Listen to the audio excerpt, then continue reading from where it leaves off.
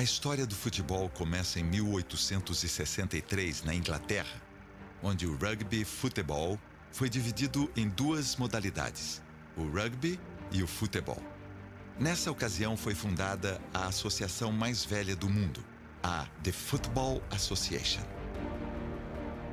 Em 1871, teve início a disputa da Taça da Inglaterra, a mais antiga do futebol e uma das mais antigas de todas as modalidades esportivas. Os ingleses então se encarregaram de difundir o futebol pelo mundo. Levaram o esporte para a Argentina, um dos primeiros países fora do Reino Unido a praticar o futebol. Alemanha, Portugal, França, Dinamarca, Holanda, Suíça e outros. O futebol tem raízes profundas na história e uma vasta ramificação por todo o globo terrestre, que remontam a dezenas de jogos peculiares, com diferentes aspectos da origem do esporte mais popular do mundo.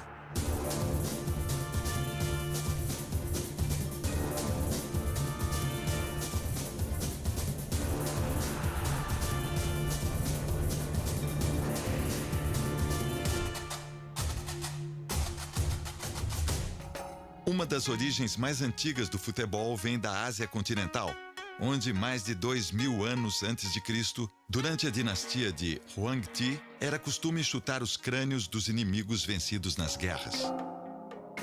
O esporte era conhecido como Tsushu, que significa lançar com os pés.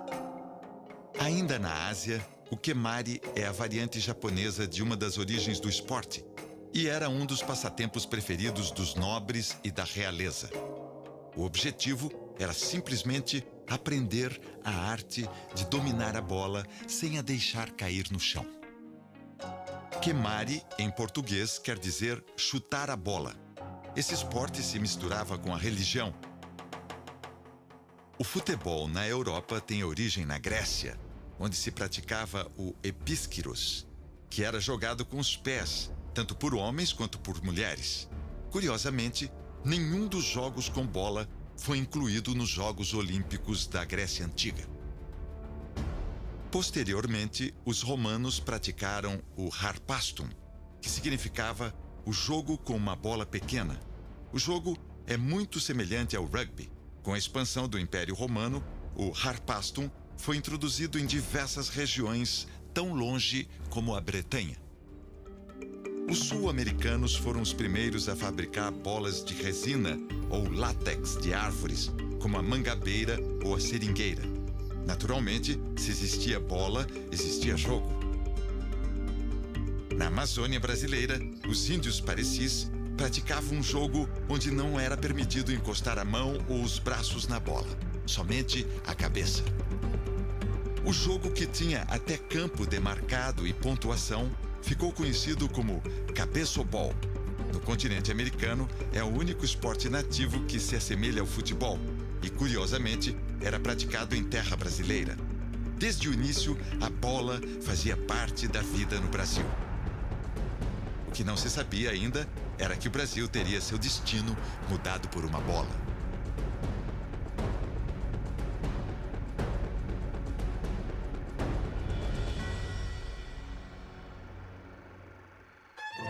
No ano de 1872, em um clube de ingleses que existiu em frente à casa da princesa Isabel e do conde de, foram praticados informalmente diversos esportes de forma pioneira no país.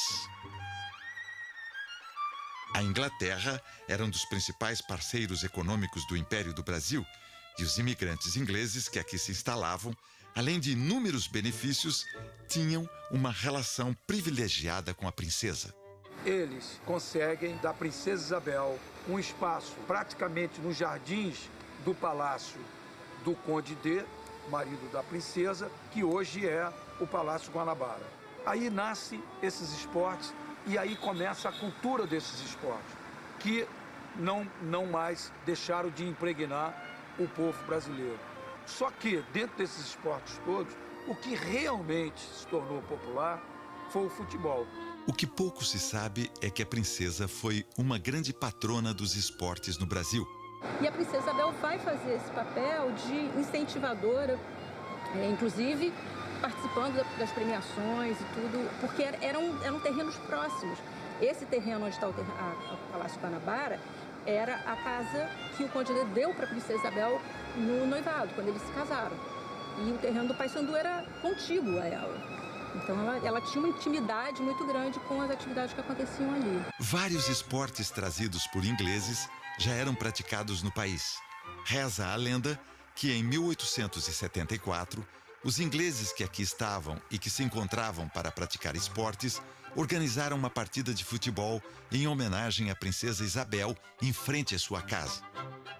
Existem ainda outros relatos de futebol antes de Charles Miller, que vão desde a vinda de empresas inglesas ao país por volta de 1890, passando pela chegada de navios estrangeiros que traziam e levavam bolas de futebol e até o futebol praticado em colégios e seminários no final do século XIX. A partir de 1893, eles começam a contratar funcionários ingleses permanentes. Vieram para cá com uma reputação muito maior, um salário cotado pela cotação da libra do dia, com passagem paga de navio, podendo trazer a família, ganhando casa e sendo mestre de sessão. Com certeza eles tinham uma ideia de que talvez fosse uma cidade mais urbanizada e não um bairro que só tinha uma rua em si, a fábrica e basicamente nada. Eles começaram do zero aqui. O que os italianos faziam eram reuniões familiares, reuniões com cantorias, música, instrumentos, almoços. Você tinha os portugueses que se dedicavam mais à religião, o português é muito mais ligado à religiosidade, tanto que construíram depois uma igreja grande também na principal rua do bairro, e os ingleses começaram a se voltar para os esportes. De todas essas histórias, uma em especial chama a atenção. Ela aconteceu no recém-formado bairro do Bangu, no final do século XIX. É a história de um operário escocês da cidade de Busby, reduto histórico do futebol bretão, que desembarcou no Brasil no começo dos anos de 1890. Seu nome é Thomas Donahoe, técnico em maquinaria têxtil, com quase 2 metros de altura e apontado pelos escoceses e por alguns historiadores brasileiros como o introdutor do futebol no Brasil. O Thomas Donahoe tem uma história muito fabulosa. Ele é um operário simples de uma cidade chamada Busby. Aquela região, se você for pesquisar realmente, era o local no mundo que mais se jogava futebol no final do século XIX. Tinha mais clubes de futebol do que até mesmo na Inglaterra. E ele teve essa proposta de contratação, essa proposta de vir trabalhar no Brasil. Assinou um contrato e veio para o Brasil trabalhar na Companhia Progresso Industrial do Brasil. Então, quando ele chega aqui no Brasil, ele se depara descobrindo que não tem, ninguém pratica futebol aqui. Nem em Bangu, nem no Rio de Janeiro, nem em lugar algum aqui. Então, ele pede para trazerem uma bola de futebol para ele. A bola chegou em 1894 e no mesmo ano seria realizada a primeira partida de futebol, portanto, 1 ano antes de Miller. E a partir daí ele organiza seus primeiros jogos, sem anotar nada. Ele não teve preocupação de botar num caderninho anotação de placar, data, quem jogou, toda aquela preocupação, que eu acho estranha essa preocupação no Charles Miller, ele ser extremamente minucioso em querer anotar tudo, querer se preservar como uma espécie de pioneiro. De fato, existem muitos relatos, narrativas e indícios sobre práticas de jogos de futebol não oficiais no Brasil para serem ignorados.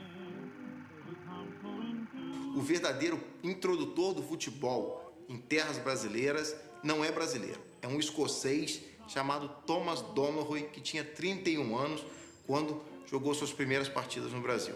E num subúrbio de Bangu. Mas se de fato o futebol foi trazido para o país antes de 1895, qual teria sido o verdadeiro papel de Charles Miller?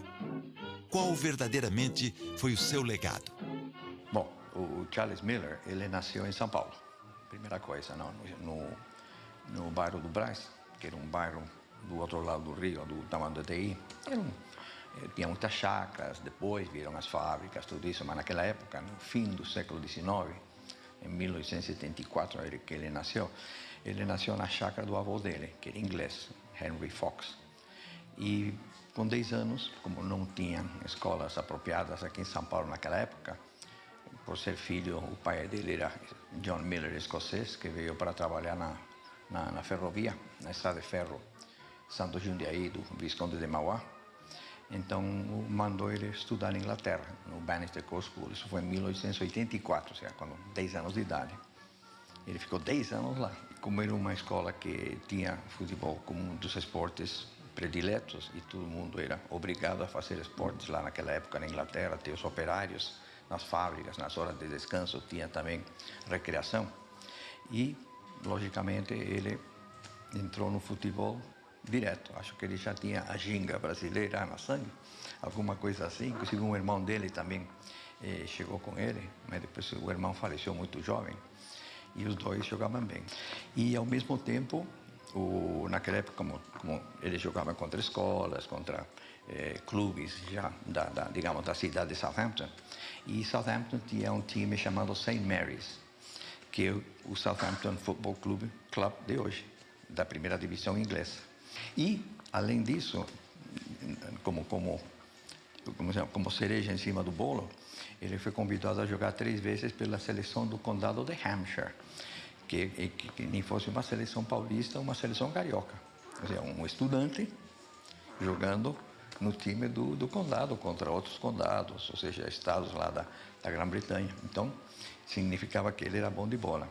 Ele jogou 50 jogos e marcou 52 gols, ou seja, uma média melhor até que de Ronaldo, logicamente, jogando contra escolares. Não? Aí ele voltou para o Brasil. Apesar de todas as possibilidades, oficialmente, o que se tem registro é que no dia 18 de fevereiro de 1894, desembarcava no Porto de Santos Charles William Miller, um brasileiro, filho de ingleses, que acabara de concluir os estudos no colégio Bannister Court, em Southampton, Inglaterra. Então, quando ele chega aqui, ele trouxe na mala uma bola de capotão, que foi uma coisa das mais importantes, a bomba para encher e o livro de regras. Então, a partir daí que começou tudo.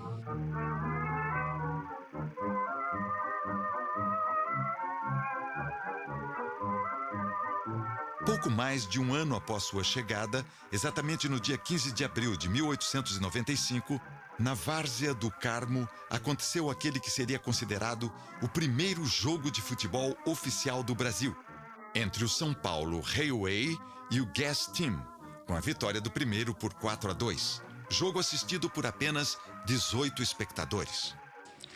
Antes de 1894, tinha o colégio jesuíta em Itu, que no recreio eles tinham o que chama bate-bolão, ou seja, 20 contra 20, com a parede, pá. Isso não é um jogo organizado de futebol, como a gente conhece hoje. É uma pelada. Em Bangu, dizem que um senhor escocês trouxe uma bola e jogaram 5 contra 5. Não conseguiu arrecadar mais gente para jogar. Ou seja, isso é uma pelada, não é um jogo de 11 contra 11, com regra. Você não pode jogar 5 contra 5 com impedimento, senão não tem jogo. Então, já mata essa teoria. No entanto, Miller é também pouco creditado pelo verdadeiro trabalho que fez. Seu trabalho foi, principalmente, o da organização e incentivo do esporte. Então, ele queria que o futebol fosse assim, que fosse organizado. E por isso que ele agora é considerado o introdutor, o pai. A história do futebol não foi construída apenas por um homem. Foi somente a partir de 1897, com a chegada do alemão Hans Noblin a São Paulo, que trazia uma bola e o estatuto do Germania, clube da cidade de Hamburgo, na Alemanha, que a prática do esporte começou a se espalhar, não só em São Paulo, como em todo o país. O Hans Noblin, quando chegou ao Brasil, em 1897, ele já praticava futebol e atletismo na Alemanha, no Clube Hamburgo da Alemanha. E quando ele chegou aqui, ele tinha uma expectativa que aqui já acontecia alguma coisa na área de futebol. Então, foi uma surpresa para ele quando ele não encontrou praticamente nada de futebol aqui. Ele trouxe 2 estatutos do Clube Hamburgo, trouxe um estatuto da Liga Hamburguesa de futebol, ele trouxe trouxe botina, na época eles jogavam de botina, né? Ele trouxe uma botina para futebol, trouxe bola, então ele já veio todo equipado para jogar futebol aqui, para difundir, na verdade. Ele começou a juntar um grupo, primeiramente foram 2, 3 pessoas e no final de 97 ele já tinha um grupo de algumas 8 pessoas e eles começaram a praticar. E eles resolveram então, a partir dessa equipe, fundar o Clube Germânia. Ele tinha grande admiração pelo Charles Miller, ele diz, né, nesse relato e tudo, inclusive, que o Charles Miller foi realmente o introdutor do futebol, mas eu acho que uma característica do Hans Noblin era uma coisa que não existia na época, que ele queria formar times para um time jogar com o outro, porque na verdade assim, os ingleses jogavam com os ingleses, o Mackenzie jogava com os escolares ali, né, os colegiais jogavam entre si, mas não haviam competições entre times. E ele, eu acho que ele foi um grande batalhador para que ocorressem times em que um time pudesse jogar com o outro. Eu acho que nesse aspecto ele foi um difusor muito grande do esporte, do futebol aqui no Brasil. Eles jogavam no Bom Retiro, né? Na verdade, não eram exatamente campos de futebol, era pasto de burro. Eles iam antes e limpavam o campo para poder jogar. E era arame farpado. Eles punham, para não furar a bola, eles punham rolhas nas pontas para não furar a bola. No Rio Grande do Sul, através de outro alemão, também nascido em Hamburgo, era fundado o Esporte Clube Rio Grande, o clube mais antigo em atividade no Brasil, em 19 de julho de 1900, na cidade de Rio Grande. Em julho de 1901, a proclamação da República estava próxima dos seus 12 anos. A febre amarela era a grande preocupação da população. O melhor meio de transporte era o bonde. Os esportes favoritos dos cariocas eram o remo e o turf. O futebol já era bem organizado em São Paulo, que realizava seu primeiro campeonato. Mas no Rio de Janeiro não despertava tanta atenção. Tudo começou a mudar a partir do momento em que um jovem de apenas 22 anos, Oscar Alfredo Cox, resolveu implantar a prática do futebol na cidade. A importância do Cox no futebol carioca, fundamental, porque ele incentiva o futebol no Paysandu, traz o futebol para o Paysandu, depois implanta o futebol no Fluminense, no seu nascedor de 1902, como um clube de futebol, o Fluminense Futebol Clube. Depois, logo em seguida, a transformação do Flamengo de clube de regatas para o futebol. Então, o Cox tem uma importância para o futebol carioca muito grande. Mas não foi fácil conseguir formar um grupo para praticar um esporte ainda desconhecido pela maioria. Finalmente, na manhã de 1º de agosto de 1901, foi disputada a tão sonhada partida idealizada por Cox. O jogo aconteceu no campo do Rio Cricket. Localizado na cidade de Niterói, a equipe de Cox enfrentou um combinado de jogadores ingleses. Então, o George Cox, ele era o presidente do clube, o patrono do clube, e o filho dele, Oscar Cox, foi que organizou a partida, trouxe o pessoal do Rio para jogar contra o pessoal de Niterói. A gente pode dizer que o Rio Cricket é o pai do Fluminense, é o avô do Flamengo. Começou aqui com o George Cox, né? Que o filho dele traz o primeiro jogo para cá, aqui acontece o primeiro jogo de futebol. Oscar Cox funda o primeiro time de futebol, Fluminense Futebol Clube, no Rio, né? E dele sai a dissidência, né? Que funda o departamento de futebol no Flamengo Futebol e Regatas. O placar da partida foi 1-1. O público? 15 espectadores, entre eles um grupo de 11 tenistas que se encontravam na sede do clube. O gol da equipe de brasileiros foi marcado por Júlio de Moraes. Pelos ingleses, marcou Hargreaves. Posteriormente, mais 2 jogos foram realizados entre as mesmas equipes no campo do Paysandu Cricket Club. Como da vez anterior, ambas terminaram empatadas para a frustração da imprensa da época, acostumada a narrar as vitórias do turf e do remo.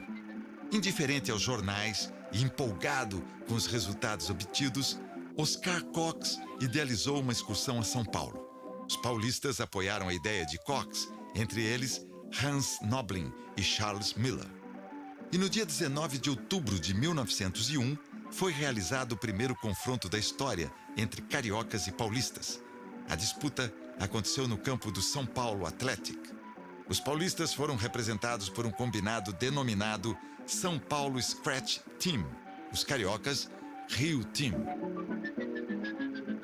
Um bom público compareceu para assistir à partida, algo em torno de 500 pessoas, um recorde para a época. O mais incrível disso tudo foi o horário do jogo, que teve seu início às 4h55 da manhã. A partida começou com os 15 tenistas espectadores, né? E o time inglês, que parece que era o de Niterói, abriu o placar com Calwood Robinson. No segundo tempo, o time do Rio de Janeiro, o visitante, né? Chamado time do Brasil, empatou o jogo com o Júlio de Moraes. O Charles Miller ficou sabendo do jogo e combinou logo o primeiro jogo interestadual com o Oscar Cox, né? Foi feita uma seleção desses dois times aqui do Rio, né? O time dos brasileiros e o time dos ingleses. Eles se reúnem e vão jogar contra os paulistas, contra o time do Charles Miller, lá em São Paulo. Isso um mês depois dessa primeira partida, né? De 22 de setembro de 1901. Logo depois eles vão para São Paulo jogar com o time de São Paulo e também acaba empatado. Logo após essas partidas, ficou fortalecida a ideia de se criar um clube de futebol no Rio de Janeiro. Cox e seus companheiros passaram então a trabalhar em torno desse objetivo comum.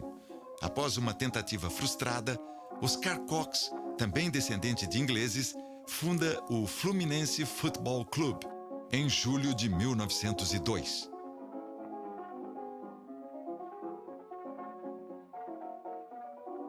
A primeira liga de futebol apareceu em São Paulo, quando em 1901, Charles Miller, Hans Noblin e Antônio Casemiro fundam a Liga Paulista de Futebol.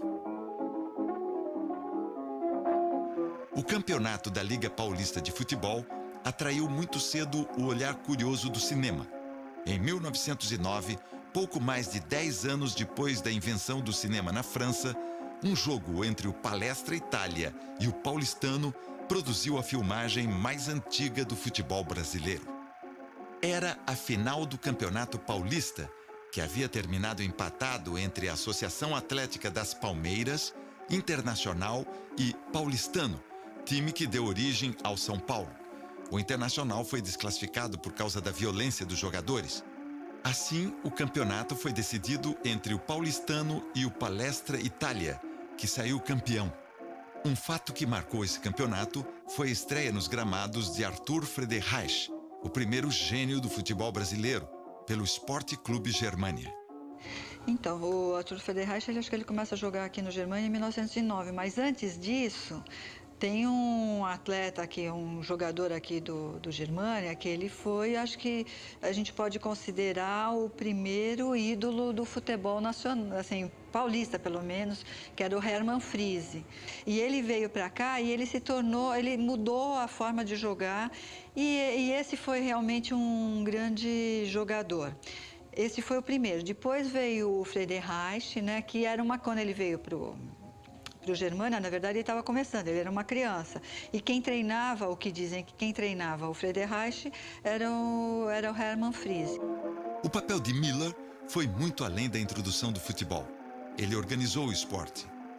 Assim como ele havia jogado em selecionados na Inglaterra, ele trouxe essa ideia para o Brasil, onde times e selecionados estrangeiros enfrentavam os selecionados brasileiros.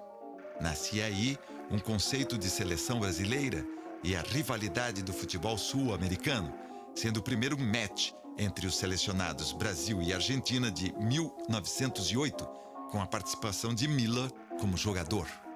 O futebol se enraizava no Brasil. As federações surgiam sem qualquer critério e os conflitos se sucediam pela ânsia de poder em relação ao esporte, que caiu no gosto do público e cresceu com uma velocidade assustadora.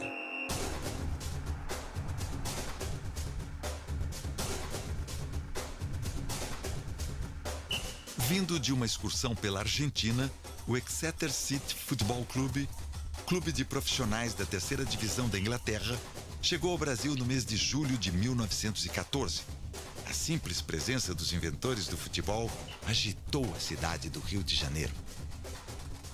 Milhares de pessoas costumavam ficar horas a fio em frente ao Hotel dos Estrangeiros, o mais requisitado da cidade, onde a delegação inglesa se encontrava hospedada, na esperança de ver os jogadores britânicos. Para enfrentar os ingleses, a FBS convocou os melhores jogadores em atividade no Rio de Janeiro e em São Paulo, os grandes centros do futebol brasileiro na época. Entre os convocados para formar a primeira seleção brasileira estavam Marcos de Mendonça, Friedenreich, Abelardo de la Mare, Rubens Salles e Silvio Lagreca, entre outros. Ali nascia a primeira formação da seleção brasileira. Por mais que não queiram os céticos, era a seleção, pois foram convocados os grandes craques em atividade pela entidade máxima daquela época.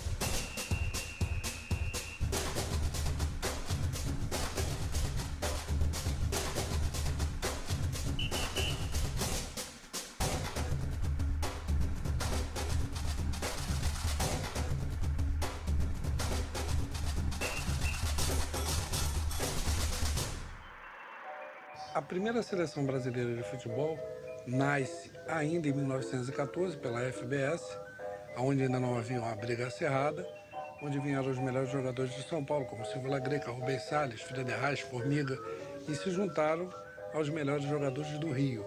E foi a primeira partida oficial da seleção brasileira contra o Essex City da Inglaterra, um clube de profissionais que excursionava pela América do Sul, passando inclusive pela Argentina para ir jogar no Rio de Janeiro. A partida aconteceu em 21 de julho de 1914, no campo do Fluminense, na Rua das Laranjeiras. O campo estava totalmente lotado, 5.000 espectadores. Para surpresa geral, o Brasil venceu com facilidade pelo placar de 2-0. Durante o jogo aconteceram diversos incidentes. Os jogadores ingleses que estavam perdendo o jogo não pouparam lances de violência. O brasileiro Rubens Salles foi atingido nas costelas. O atacante Friedenreich perdeu 2 dentes e saiu do campo sangrando muito. Um mês depois, a seleção brasileira parte para disputar sua primeira competição no exterior, a Copa Roca. A taça foi uma doação do general Júlio Roca, ministro das Relações Exteriores da Argentina, que tinha excelentes relações com o Brasil. No dia 27 de setembro de 1914, a seleção brasileira entrava no campo de Gimnasia e Esgrima para disputar sua primeira partida oficial contra a Federação Estrangeira. O grande nome da partida foi Rubens Salles. Rubens Salles, ele faz parte da história da seleção brasileira, lógico, faz parte da história do futebol paulista, por tudo que ele representou no paulistano. Era um jogador fantástico, maravilhoso, mas ele faz parte da história da seleção brasileira porque ele marcou o primeiro gol do primeiro título conquistado pela seleção brasileira, que foi Brasil e Argentina pela Copa Roca, disputado lá em Buenos Aires, onde ele deu um chute da intermediária, fez o gol da vitória do Brasil. O Brasil ganhou a Copa Roca, primeira vez que disputou na casa dos argentinos. No retorno dos campeões, o Cais do Porto, no Rio de Janeiro, tornou-se pequeno para a grande quantidade de torcedores que foram recepcionar os craques da seleção. Em 1916, a Liga Paulista e a Liga Carioca de Futebol se uniram e criaram a CBD, Confederação Brasileira de Desportos. E em 1916, após uma cisão entre a Liga Paulista e a Liga Carioca, que brigavam pelo direito de ser a entidade máxima do futebol brasileiro, se chegou a um acordo e foi criado a CBD, para que a seleção brasileira pudesse disputar o Campeonato Sul-Americano 16. A fusão das entidades criou uma entidade nacional que passou a abraçar todas as modalidades esportivas, a Confederação Brasileira de Desportos. Como parte dos festejos do centenário da independência da Argentina, foi idealizada a realização do primeiro campeonato sul-americano de futebol, que até a criação da Copa do Mundo em 1930 era a competição mais importante e de maior rivalidade na América do Sul. Com tudo definido, ficou decidido que a delegação brasileira pegaria uma carona no navio Júpiter. Lauro Müller, ministro das Relações Exteriores, telefonou para o conselheiro Rui Barbosa, para informar-lhe sua decisão. No entanto, a resposta de Rui Barbosa foi surpreendente. Pois saiba, senhor, que eu, minha família e meus auxiliares não viajamos com essa corja de vagabundos. Sem alternativa, nossos jogadores tiveram que fazer uma desgastante viagem de trem. Na competição, nossa seleção, apesar dos percalços da viagem, apresentou um bom futebol.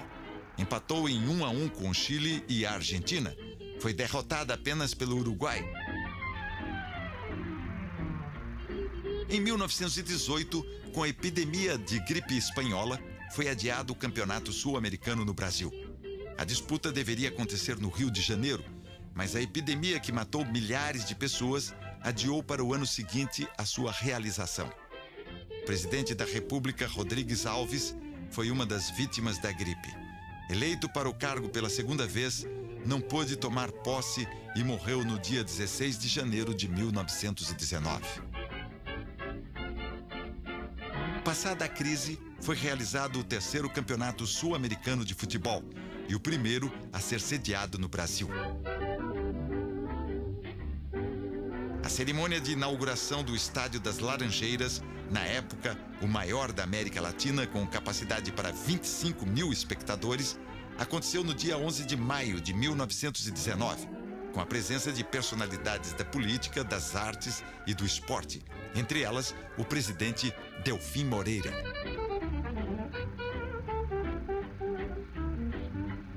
Em sua estreia, o Brasil venceu o Chile pelo placar de 6-0. O estádio, que segundo os cálculos dos seus engenheiros, só atingiria a lotação de 25 mil espectadores dentro de algumas décadas, ficou pequeno. Além da lotação esgotada, quase 10 mil espectadores assistiram à partida em cima de uma pedreira, ou em árvores e muros, ou seja, de qualquer lugar em que pudessem observar os jogadores. Na segunda partida, os adversários eram os argentinos. A seleção brasileira deu um verdadeiro show de bola e venceu por 3-1. Veio a partida contra os uruguaios, que jogavam de luto pelo falecimento do seu goleiro Roberto Cherry, após um choque com um atacante chileno durante a competição. A partida terminou empatada em 2-2, sendo necessária a realização de uma partida de desempate para definir o campeão. Talvez ali tivesse começado o câmbio negro na venda de ingressos no futebol brasileiro.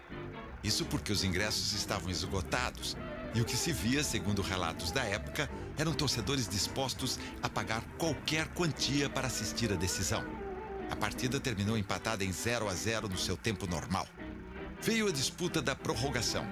A partida continuava equilibrada, com lances de perigo acontecendo a todo instante. O mais emocionante, porém, aconteceu no último minuto do segundo tempo. Scaroni enganou a zaga e com um drible de corpo ficou frente a frente com Marcos, batendo com violência no canto direito. Os dirigentes uruguaios levantaram gritando gol. Marcos deu um salto de puro reflexo e mandou a bola a córner. Foi a defesa da minha vida, disse anos depois. Por mais incrível que possa parecer, houve necessidade da segunda prorrogação de 30 minutos. Os jogadores, extenuados pelo desgaste físico e emocional, se arrastavam em campo. Aos 3 minutos, Neco invade pelo lado direito, perseguido por Foglino. Já quase na linha de fundo, cruza para Heitor, que chuta para o gol. Saporiti defende o chute parcialmente. A bola cai nos pés de Friedenreich, que fuzila a meia altura e a bola morre no fundo das redes. A torcida foi à loucura.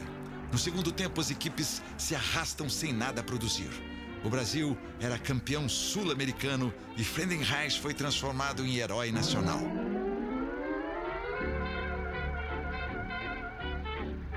O Friedenreich ele foi o primeiro grande craque da história do futebol brasileiro. Filho de um alemão com a mulata. Ele desde cedo mostrou talento para o futebol. Ele jogou no Paulistano, jogou no Germânia. Inclusive encerrou a carreira no Flamengo já nos anos 30. Mas assim, ele foi o primeiro grande destaque, o primeiro cara habilidoso, o primeiro cara que ganhou as notícias, ganhou as páginas esportivas, até porque em 1919 ele fez o gol do título do primeiro título sul-americano da seleção brasileira. E ele, assim, tinha uma coisa muito importante. Ele era aquele cara que era o centroavante, que não era só um rompedor, ele era muito habilidoso. Por isso até os uruguaios colocaram o apelido nele de El Tigre. Foi o primeiro jogador a ter uma alcunha, o primeiro jogador brasileiro a ter um apelido. Nascia assim o primeiro ídolo do futebol brasileiro. Um atacante nato, de nome alemão, mas mulato de olhos verdes, que não negava as raízes brasileiras. O Campeonato Sul-Americano de Futebol voltou a ser disputado no Brasil em 1922. Era o 6º campeonato. A conquista, ao contrário de 1919, foi extremamente difícil. Empataram em 1-1 com os chilenos e contra os paraguaios, causando preocupação. Mas tudo indicava que o campeão seria o Uruguai. Alegando terem sido prejudicados pelas arbitragens, os uruguaios abandonaram a competição. No dia 22 de outubro de 1922, com o Estádio das Laranjeiras totalmente lotado, Brasil e Paraguai disputaram a final. Com uma equipe já bem mais arrumada, não foi difícil para o Brasil vencer por 3-0 e conquistar o seu 2º título sul-americano. Em 1925, acontece um feito memorável do futebol brasileiro. O Clube Atlético Paulistano, por iniciativa do seu presidente Antônio Prado Júnior, faz uma excursão para desafiar alguns dos melhores times europeus. E a delegação do Paulistano partiu para a Europa oficialmente em 10 de fevereiro de 1925. Agora, imaginar um clube que só viajava, né, pelos estados, pelas cidades, pegar um navio, passar por tantas cidades do Brasil, pegar um navio e atravessar o Atlântico, e ainda foi uma viagem conturbada. Eles pegaram tempestades no meio, eles se machucavam dentro do navio por causa do chacoalhar, eles chegaram até lesionados na Europa. Quer dizer, uma coisa que hoje em dia a gente mal pensa, mal tem ideia de como foi. Então, acho que tudo isso ajuda muito a gente entender e mesmo valorizar esse feito do paulistano. A viagem à Europa foi a primeira realizada por futebolistas brasileiros e aconteceu antes mesmo da seleção brasileira jogar fora da América do Sul. A equipe embarcou no navio Zelândia, rumo à Europa. Disputou e encantou selecionados e clubes franceses, suíços e portugueses. O primeiro jogo foi contra o selecionado francês. Haviam cerca de 25 mil espectadores no estádio. E quando eles entraram, né, em campo, eles foram muito vaiados.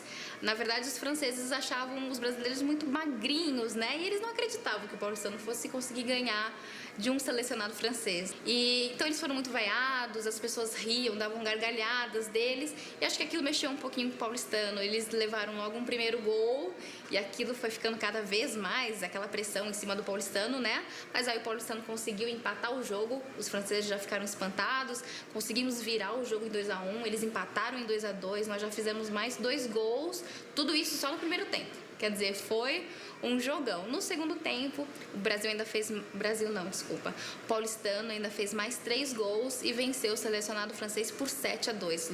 E no dia seguinte, os jornais franceses já começavam a chamar os brasileiros de os reis do futebol. Foram realizados 10 jogos com 9 vitórias e apenas uma derrota. O time marcou 31 gols e tomou apenas 8. O maior destaque da equipe foi Friedenreich, que marcou 11 gols.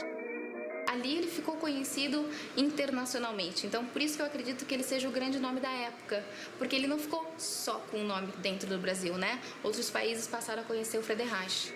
Tal feito futebolístico foi muito fotografado e registrado. Pode-se considerar que o paulistano abriu as portas da Europa para o futebol brasileiro. O futebol brasileiro era uma incógnita para a Europa, né? Nunca havia tido nenhum embate entre eles, justamente onde nasceu o futebol, que foi na Inglaterra. Então, na verdade, a excursão serviu para mostrar a Europa e também ao mundo, não deixa de ser, apesar dos embates que já haviam acontecido contra o Uruguai, por exemplo, mas não deixa de mostrar a grandeza do futebol brasileiro. Começou-se a voltar os olhos aqui para o Brasil, para o nosso futebol, para o nosso jeito de jogar, que era diferente de todo o resto.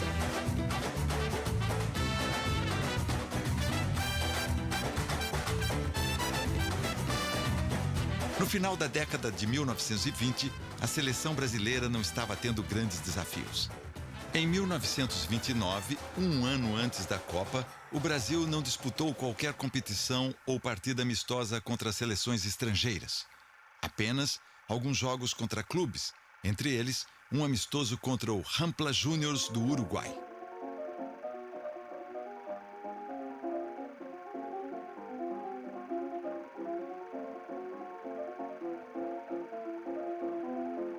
Dois meses antes da Copa, ninguém tinha confirmado presença na competição. O Brasil estava em condições de formar uma das melhores seleções de todos os tempos e fazer um belo papel na competição, com chances claras de conquistar o torneio. Mas o desentendimento entre as entidades do futebol brasileiro impediu a seleção de contar com seus melhores jogadores para disputar o torneio, inclusive Friedenreich. A Federação Paulista não cedeu para a seleção brasileira os principais jogadores do futebol paulista. Aí tivemos que ir para a Copa, basicamente, com um grupo de jogadores do Rio de Janeiro e uns 2 ou 3 do Clube de Niterói. No dia da estreia do Brasil contra a Iugoslávia, a temperatura em Montevidéu beirava a 0 grau. Desacostumados, os brasileiros demoraram a esquentar no jogo. Por outro lado, os iugoslavos, acostumados à baixa temperatura de seu país, abriram o jogo com 2-0. Na seleção brasileira, apenas Fausto e Preguinho estavam desenvolvendo um bom futebol. Veio o segundo tempo e Preguinho marcou, aos 16 minutos, de cabeça para o Brasil. O Brasil perdia seu primeiro jogo na Copa por 2-1 para a Iugoslávia. No segundo jogo, o Brasil teve sua primeira vitória em uma Copa do Mundo sobre a Bolívia, marcando 4-0 com 2 gols de Preguinho. Mas mesmo assim, despedia-se da Copa, porque a Iugoslávia havia vencido seu segundo jogo contra a Bolívia pelo mesmo placar. De positivo, apenas o sucesso de Fausto dos Santos. Sua maneira de fazer o futebol parecer tão fácil deslumbrou o público durante a Copa do Mundo. Encantados, os torcedores argentinos e uruguaios lhe deram o apelido de La Maravilla Negra. A seleção brasileira partiu para disputar a sua segunda Copa do Mundo sem qualquer planejamento, numa viagem cansativa de 12 dias de duração, a bordo do navio Conte de Biancamano, que aconteceria na Itália sob o regime de Mussolini. Os treinamentos, como em 1930, eram realizados no convés. Os jogadores fizeram um bate-bola de aproximadamente 40 minutos e, posteriormente, uma pelada num campinho próximo ao estádio Luigi Ferraris. Muito pouco para quem enfrentaria uma das melhores seleções da Europa em sistema eliminatório. Não deu outra. Com menos de 30 minutos, a Espanha já vencia por 2-0. Leônidas ainda marcou aos 11 minutos do segundo tempo. 2 minutos depois, Lângara deu números definitivos ao marcador. Espanha, 3-1. O Brasil estava novamente fora da Copa. Em 1938, Jules Rimet, idealizador da competição, realizava um sonho. Seu país, a França, iria promover a Copa do Mundo. Pela primeira vez na história, o Brasil iria contar com sua força máxima. Os jogadores foram convocados pelo técnico Ademar Pimenta, que fizera uma boa campanha no Sul-Americano sem qualquer pressão política. A CBD atendeu a um pedido do treinador e os craques foram para Caxambu, em Minas Gerais, para um período de treinamento pelo prazo de 30 dias. Os treinamentos em 1938 eram muito mais descontraídos e em nada lembram o treinamento de uma seleção hoje em dia. Encerrado o período de treinamentos, a delegação brasileira embarcou a bordo do transatlântico Arlanza, rumo à França. Foi também nesta competição que o locutor Leonardo Galiano Neto, da Rádio Cruzeiro do Sul, realizou a primeira transmissão para o Brasil de uma partida de Copa do Mundo, através do rádio. O sistema de disputa era ainda o eliminatório. Por isso, nossa primeira adversária, a Polônia, era encarada por todos com muito respeito. Em Estrasburgo, a seleção brasileira, embalada por Leônidas e por Domingos da Guia, enfrentava seu primeiro desafio da Copa. Leônidas da Silva, ele foi o grande craque do futebol brasileiro na década de 30 e meados de 40. Ele ficou conhecido como Diamante Negro por conta da participação dele na Copa do Mundo de 38. Ele foi o artilheiro da Copa. Ele foi o primeiro grande ídolo comercial da história do futebol brasileiro. Enfim, foi o grande primeiro garoto propaganda da história do futebol brasileiro, seguido pelo Domingos da Guia. Domingos da Guia, só o apelido já resume tudo, Divino Mestre. Ele foi o primeiro grande zagueiro da história do futebol brasileiro. O cara que não dava chutão. Botava a bola no pé e saía jogando. Se errasse, ele voltava a botar a bola no pé e saía jogando com a maior tranquilidade do mundo. Pimenta mandou a campo contra os poloneses a dupla Perácio e Hércules. Chovia muito, o campo ficou pesado e a partida em seu tempo normal terminou empatada em 4-4. Leônidas, Romeu e Perácio 2 vezes marcaram para o Brasil, enquanto Wilimowski e Czerwski fizeram os gols da Polônia. Veio a prorrogação. Logo aos 3 minutos, Leônidas marcou o 5º gol do Brasil. Reza a lenda que o Diamante Negro fez esse gol descalço. A chuteira havia saído do seu pé quando dividiu uma jogada. Na sequência da jogada seguinte, ele recebeu a bola livre e marcou. Posteriormente, numa entrevista, ele confirmou o episódio, que segundo ele foi facilitado pelo fato das meias serem pretas. Leônidas marcou mais um e a Polônia ainda diminuiu com Wilimowski, que marcou o seu 4º gol no jogo. Ao final do jogo mais emocionante da seleção até então, o Brasil venceu por 6-5, se classificando para a próxima fase. O adversário foi a Tchecoslováquia. A partida foi uma verdadeira batalha campal. Alguns jogadores brasileiros estavam com os nervos à flor da pele. Para se ter uma ideia, aos 14 minutos, Zezé Procópio perdeu a cabeça, deu um pontapé em Nejedeli e foi expulso. Aos 30 minutos, Leônidas da Silva marcou o primeiro gol do jogo. A partida permaneceu muito disputada até o final do primeiro tempo. Veio o segundo tempo e aos 18 minutos, Domingos da Guia cometeu um toque na área e o árbitro marcou pênalti. Nejedeli cobrou e empatou o jogo. No final da partida, o placar era 1-1, o que determinava a realização de outra prorrogação para definir o vencedor. Na prorrogação, as duas equipes se arrastavam. Ao final dos 30 minutos, o empate persistia. Seria necessária a realização de uma segunda partida para definir o país classificado para as semifinais. No sul da França, o Brasil enfrentava a Tchecoslováquia pela segunda vez. As duas seleções entraram em campo desfalcadas, sem poder contar com os expulsos e os contundidos. Pimenta optou por escalar um time considerado mais leve. O técnico manteve apenas Leônidas, mesmo ele estando em condições precárias por conta do jogo anterior. Vencemos por 2-1. Veio o segundo tempo e o Brasil melhorou, tanto que aos 11 minutos, Leônidas empatou o jogo. 7 minutos depois, Roberto mandou um chute violento de fora da área e marcou o gol que classificou o Brasil. Só que nem tudo foi alegria. O jogo foi muito violento e a contusão de Leônidas piorou e ele passou a ser dúvida para o jogo contra a poderosa Itália, campeã do mundo e favorita para a conquista do título.